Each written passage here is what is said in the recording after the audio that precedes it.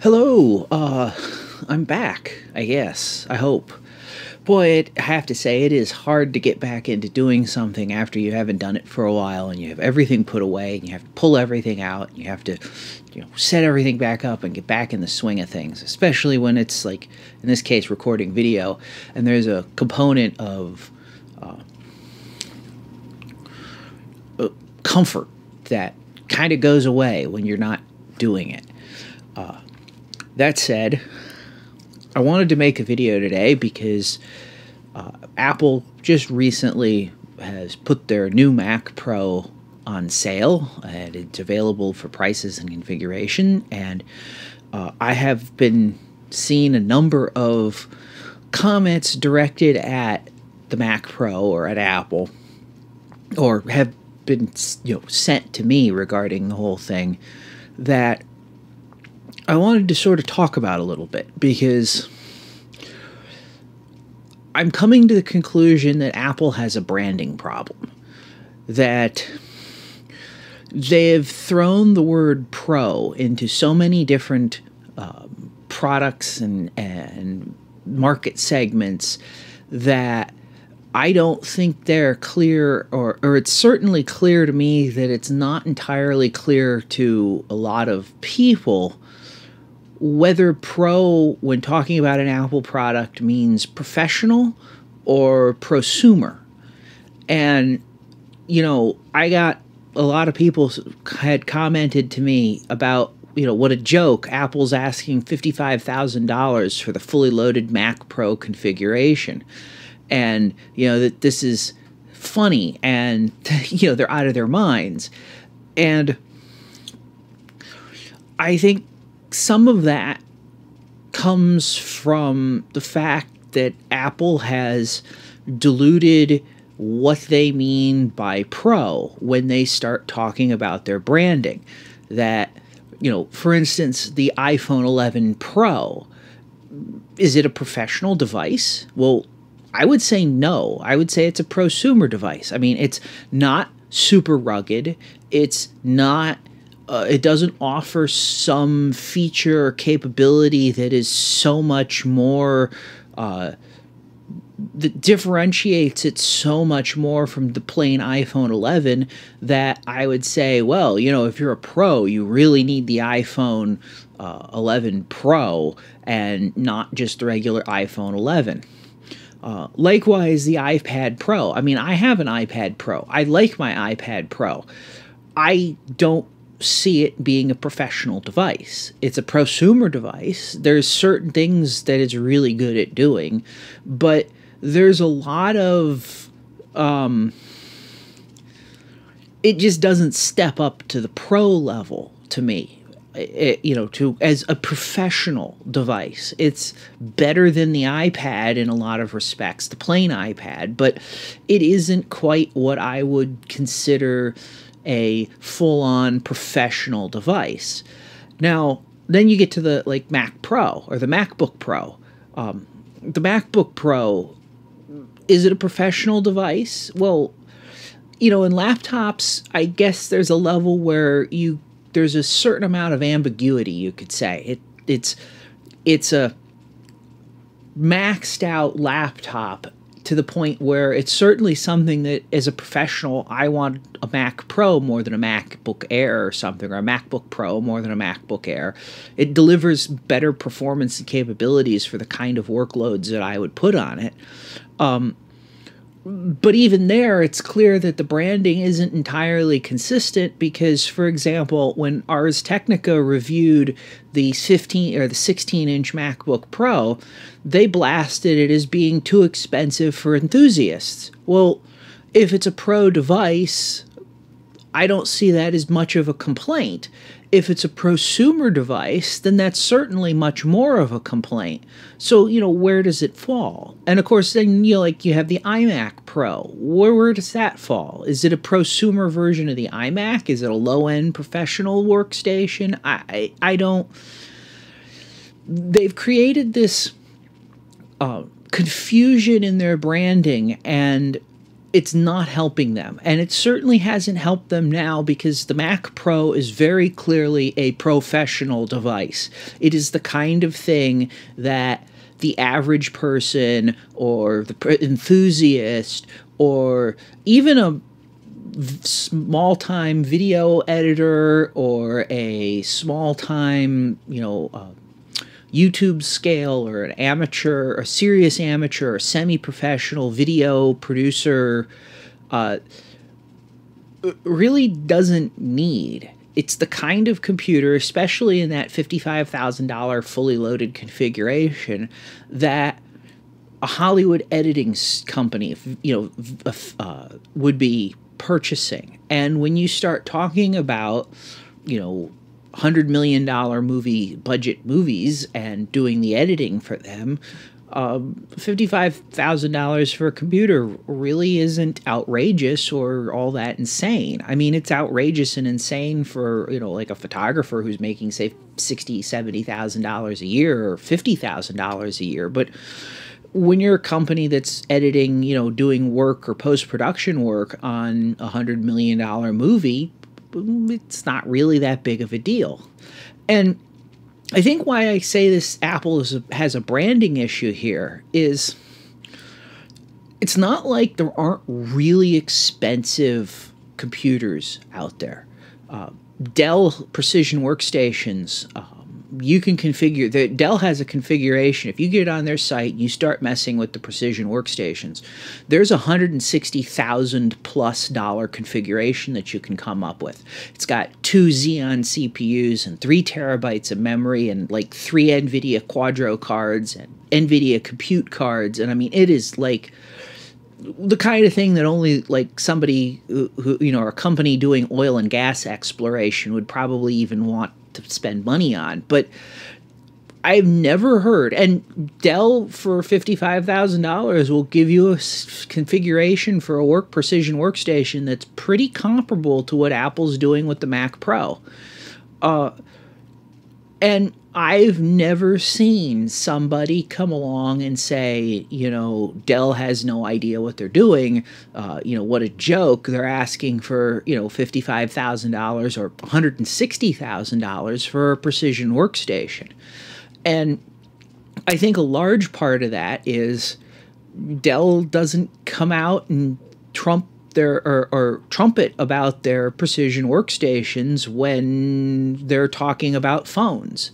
They don't come out in an event and say, oh, look at our, brand new iPhone and our brand new this, and here's this clearly consumer device. Oh, and here's this workstation we've got that's $160,000. And, when push comes to shove, when you start looking at gear in the camera industry, there's a lot of really expensive stuff out there, and again, I don't see the pushback on it generally.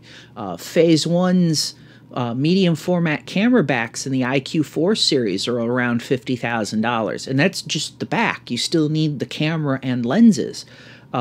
Ari's Alexa Cinema cameras run in the $100,000 range. $50,000 to $100,000. Red's cinema cameras are $50,000 plus cameras.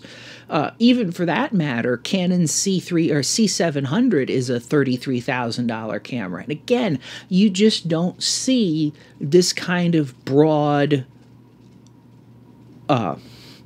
backlash about price, because these companies either don't market towards consumers at all, in the case of like Phase 1 or Ari or Red, or like in the case of Canon, they're very clear about separating professional tools from consumer tools. And I mean, it's things like Canon has a line, or Canon makes broadcast TV lenses that are easily $100,000 a pop lenses, I think. I've never really looked into it because it's way outside of my budget and it's way outside of what I need for equipment. And like, nobody ever hears about them or nobody ever talks about them. Nikon makes semiconductor lithography equipment for companies like Intel and TSMC and whatnot. And, you know, we're talking, these are like $1 million+ machines, but again, nobody's blasting it because they don't have an event. Hey, look at our new mirrorless camera. Oh, and a new lithography machine for your semiconductor manufacturing. Apple makes that mistake of doing that. And that, I think, is really starting to bite them between, like I said, not having a clear, consistent branding of what it is to be pro in Apple's lineup, or what they mean by pro in Apple's lineup, as well as not compartmentalizing the truly professional things, the $6,000 reference monitor and the $55,000 workstation, from the pro because we couldn't think of a better marketing word for a better than normal thing like the iPhone 11 Pro. So, you know, I guess that's one thing I wanted to talk about or touch on is, like I said, Apple, to me, Apple has a branding issue, and it very much is their fault. And now, am I going to be buying a Mac Pro? No. My primary workstation is a Windows machine. It's actually a computer that I built, and I will continue to probably build my own computers for as long as it's practical and most cost-effective for me to do so. Because even in a Pro capacity, there's places that I can do things cheaper and better and with better support and better efficiency than, based on my background, than going to another company or outsourcing it, or, you know, buying something and having to deal with that kind of thing. And plus, I don't need a $55,000 computer, and I don't need an $8,000 computer, which is what the bottom end configuration, or a $6,000 computer, which is what the bottom end Mac Pro configuration is. That's barely comparable or barely better than what I'm actually using as a workstation. You know, that said, I'm not an anti-Mac person. My laptop is a MacBook Pro. I really like my MacBook Pro. I like the looks of the 16-inch 2019, 2020 MacBook Pro, and that may be what I end up upgrading to eventually. But the Mac Pro is not in my market, and it's not something that I'm interested in. But like I said, looking at the bigger picture, I don't find what I see is the biggest problem Apple's seeing or facing is branding and marketing, and not so much having a non-competitive computer. And like I said, the Dell, I can configure a machine that's very similarly capable or spec'd to the Mac Pro, even in the fully loaded configuration, and the price is very much the same. So it's not like there's a huge Apple tax, as far as I can tell, on the hardware. Speaking of pro things, I wanted to sort of make a quick moment, because I know one of the things that frustrates me a lot of times in like this discussion is that sometimes I think enthusiasts don't really understand how a professional evaluates things. And I could say this even from personal experience, because I'm finding that more and more I am frustrated by the enthusiast thinking I see in companies in their products. I wasn't affected by this, but I know a number of people who were. For example, when Apple changed Final Cut from, what, I think it was 8 to 10, and they completely revamped the user interface, and their position was sort of, well, the old interface was old and it needed to be redone and updated. And the professionals who were using it, their position was, now we have to retrain on this new software, and if we're going to have to retrain on this new software, we might as well look at other options on the market. And so, generally speaking, I guess what I wanted to get to quickly through this is, in my experience, enthusiasts look at the dollar cost. They don't look at sort of the the hidden costs of change. And that's not necessarily a bad thing, because, you know, if you're an enthusiast, you have time potentially to learn tools to, you know, deal with dips and, you know, dips in your productivity that you can work on to deal with. And sort of an example of that, I guess, in a sense, is I have recently been playing with Blackmagic Design's DaVinci Resolve as an NLE. I have, up until now, used Premiere Pro, and I have been using Premiere Pro CS6 because where I sit, paying Adobe $40 to $60 a month, depending on what kind of deal I can get, for a subscription to Creative Cloud for video production, which is something I'm really sort of just starting to get into seriously. That's a long-running, continuing expense that I'm not comfortable taking on yet. So I have to think, in a sense, a little bit like an enthusiast in looking at upfront costs. Now, I have Premiere Pro CS6 because, like, I guess almost 6 years ago now, I bought Creative Suite CS6 and Production Premium, and that had Premiere Pro, and that's what I started doing my video editing in as I was trying to learn video many years ago.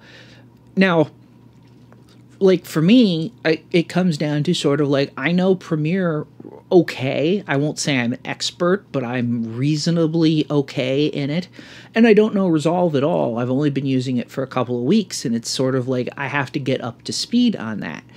And that has had a lot of, I don't know if opportunity costs is the right word, but it feels like it for some reason. It has had a lot of weird, interesting costs in terms of, so Blackmagic has DaVinci Resolve. It's available for free. So the upfront cost was just downloading it, installing it, and starting to use it. However, the opportunity costs were things like, well, for one, my productivity dipped because I had to learn how to use the software, and the keyboard shortcuts aren't the same. It doesn't have the same interface that I'm used to, and so on and so forth. So, you know, that was a dip in productivity that, you know, I had to deal with. On top of that, it had to, like, I had a workflow that I put together with Premiere Pro that solved, in most cases, it was to solve the issues that I had with Premiere Pro as a outdated, Premiere Pro CS6 as an outdated tool, and to get the best results and quality and so forth out of it, and being able to do things in Premiere Pro. And I had to figure out, and this took probably a week and a half or 2 weeks of sort of working at it, how to fit DaVinci Resolve into my editing workflow, how to get it to deal with the things that I was dealing with, and you know, how to work around and organize things with it. Now, I have at the moment the ability to deal with that because I am, as I've said before, these vlogs, this whole production stuff is about, for me, learning and becoming competent in shooting video and editing video and producing this kind of video content. And so picking up a new NLE and learning it is part of that process, or I can consider it to be part of that process. It's something that, you know, I have to do because I have to do it. And because at this point, YouTube and these videos are still learning tools, they're not profit centers for me or income centers for me, that $0 output cost is really attractive. And so, for that matter, is the Blackmagic's. You can buy a license. It gives you some more stuff. It's $200 and something straight up, and that's it. That's the only cost you put out for you know, Resolve. It's not an ongoing subscription.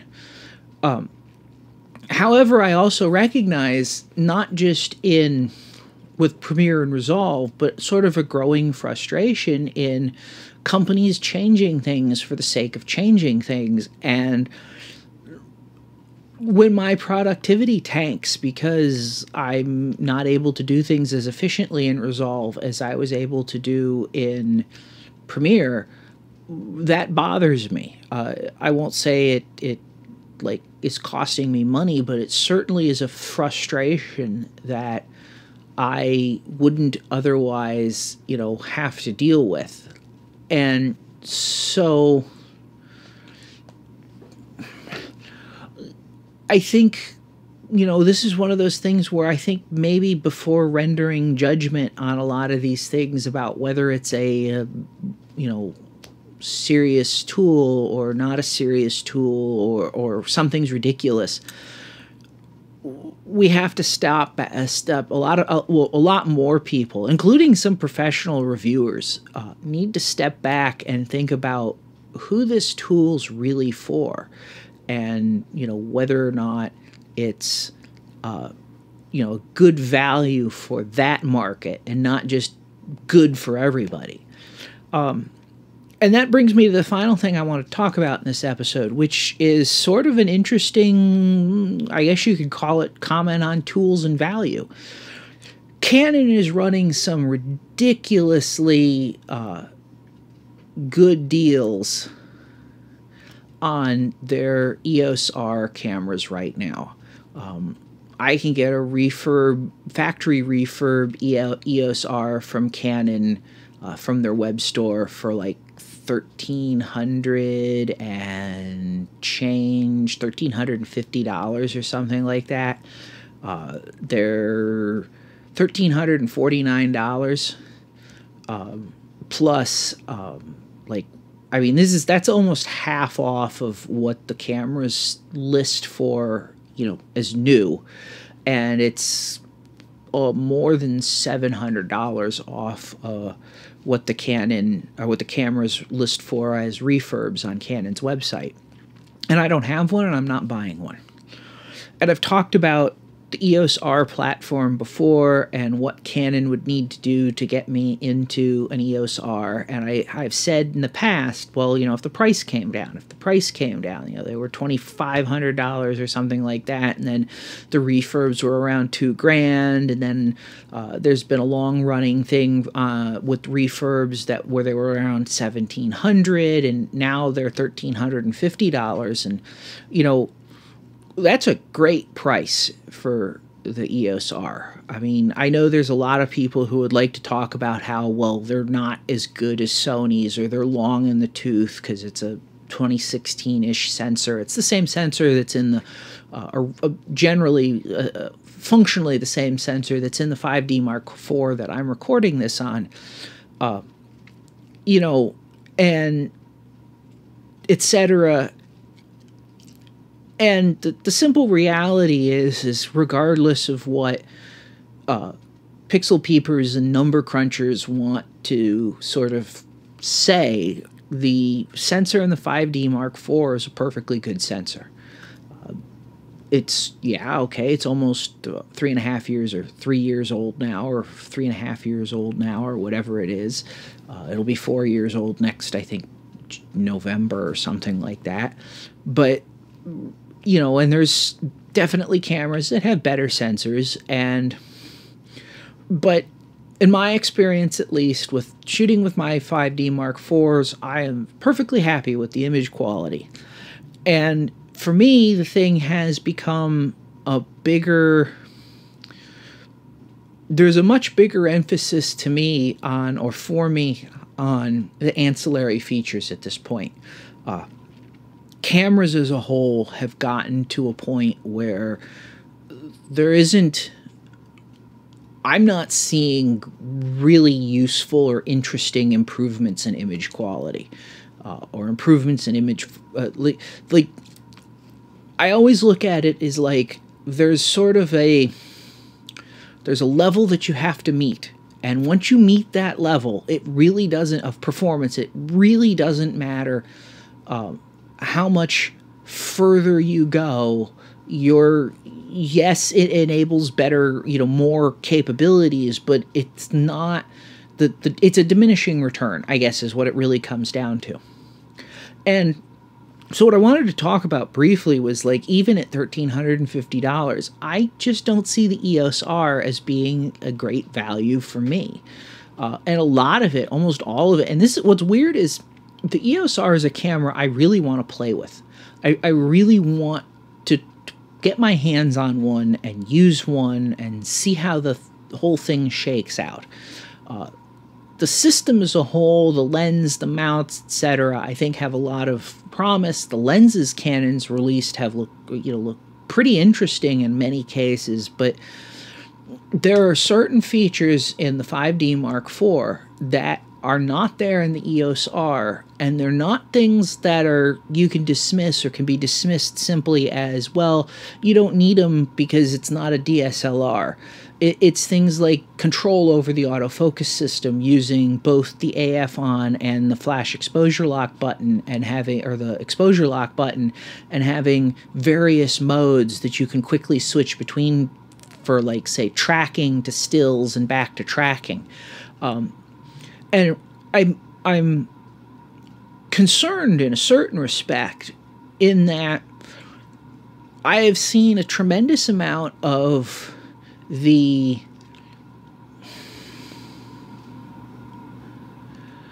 the journalism, the discussion around the EOS R, treating it as though it was comparable feature capability tier-wise as the 5D Mark IV, and not comparable to, tier-wise to the 6D Mark II. And it seems like there's a thing people have sort of decided, like, the sensor dictates something and not the whole package. Maybe it's just I'm not seeing the discussion somewhere. It's, like, buried or hidden from me. But ultimately, I guess where it comes down to for me is, especially with talk on Canon rumors of a EOS R Mark II coming sometime early next year, and probably having more, of course it's all early rumors right now, but potentially having a more 5D-like, professional-grade sort of user interface, having more of the types of tools and capabilities that I have on my 5D, as opposed to having more stripped-down features on par with the 6D, that, for me at least, even at $1,350, the EOS R, with a successor supposedly a few months away, is not, it just isn't as attractive as I'd like it to be. And like I said, or at least it isn't attractive enough for me to really consider it. Now, does that mean it's a bad camera? Absolutely not. And it doesn't mean that somebody else should look at it. I mean, at these prices, $1,350, it is a solid camera, to pick up, especially this December, before Christmas, while they're still on sale. But I'm even surprised myself a little bit that I just don't see the R, even at $1,350, as being the value that I thought it would be for me. I'd much rather save the money and put it into something better down the road next year than, especially when my 5D Mark IVs aren't a crippling thing that I just can't work with. So that was a thought I wanted to get out there, to just sort of briefly talk about the deals going on with the EOS R. There's pretty good savings on both the refurbs and the new ones. B&H had some pretty nice kits going on with the new ones too, for very similar prices, and so something to look at. If you've been on the fence about an EOS R, I would seriously consider picking one up, now while they're cheap, because again, what the rumor mill says is going to happen next year or early next year is just the rumor mill, and there's no guarantees. But in some ways, I would say this actually is sort of an interesting... I've been saying for a while that one of the biggest problems that we see in the slowdown of sales in the camera industry is that when cameras get to be good enough, they don't need to be replaced frequently. And it seems to me like there was some kind of expectation in the camera press and maybe some of the camera industry manufacturers themselves that people would just keep buying digital cameras every couple of years. And, you know, like I said, I'm 5D Mark IVs. I'm really happy with these. And EOS R, I know I'd be happy with just on the grounds that it performs almost identically in terms of image quality to the 5D Mark IV. But why replace perfectly good cameras with another perfectly good camera just for the sake of replacing cameras or buying another camera? I mean, this is even probably going to be, I'm expecting in some respects this to be even a struggle for me going to the EOS R Mark II or the 5D Mark V that's expected to come sometime next year. It's going to have to offer some sizable and compelling features to, for me to upgrade. And they're going to have to be more than just more resolution, because more resolution... 30 megapixels is a lot of resolution, and more resolution in my experience isn't always a plus. It certainly is more demanding of glass, and it's certainly more demanding of technique, and if you don't have both of those sort of mastered, you're not getting all of the most out of adding that extra resolution.